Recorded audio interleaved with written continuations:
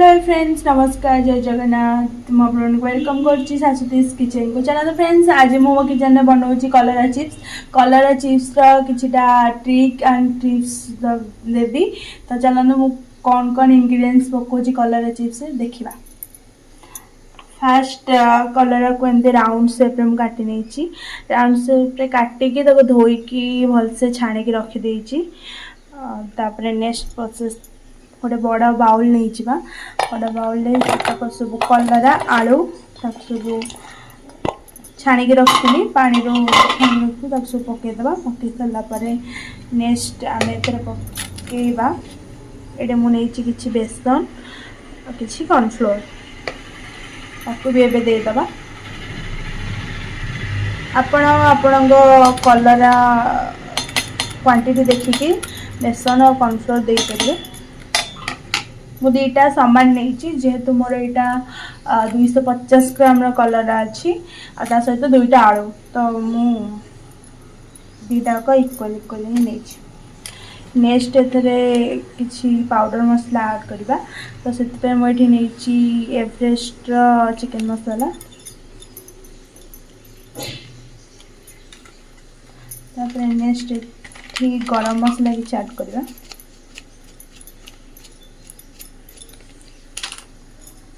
Next chaat masala किसी add करवा। ये हूँ भारत चाट मसाला। नेक्स्ट स्वाद अनुसार लुण।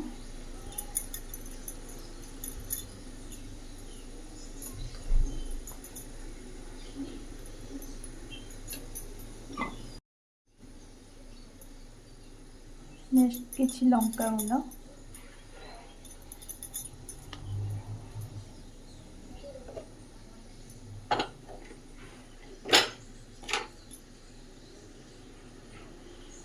किसी हलदी गुंड।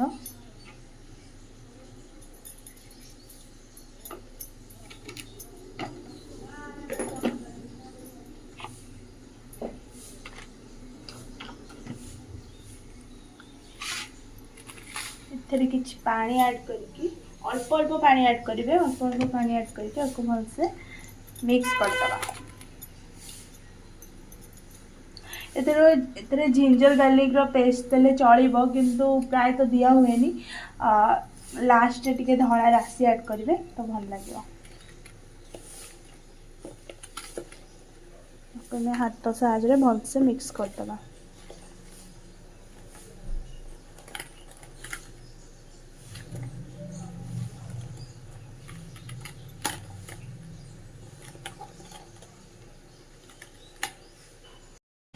देखिए फ्रेंड्स, मोर जो कलरा आलू जो बैटरटा बनने रखी मैरिनेट करके कि धड़ा राशि स्प्रिंकल कर देची। मिक्स करके तेल अलरेडी बसई देची गरम होगापी। गरम हो गला आपको छाड़ा। देखिए फ्रेंड्स, तेलटा भलसे गरम हो गला तो आम गोटे गोटे कलरा पकईकी भलसे फ्राए करवा। गोल्डन ब्राउन कलर है फ्राए करवा।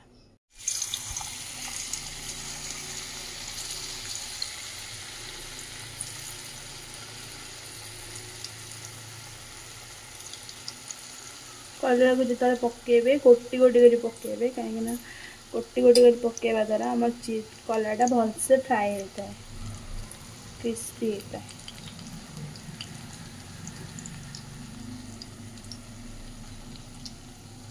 आपण मैंने चाहिए फूड कलर भी ऐड करेंगे जेहेतु हेल्दी बनाऊँगी तो यहाँ मुझे फूड कलर किसी ऐड करें।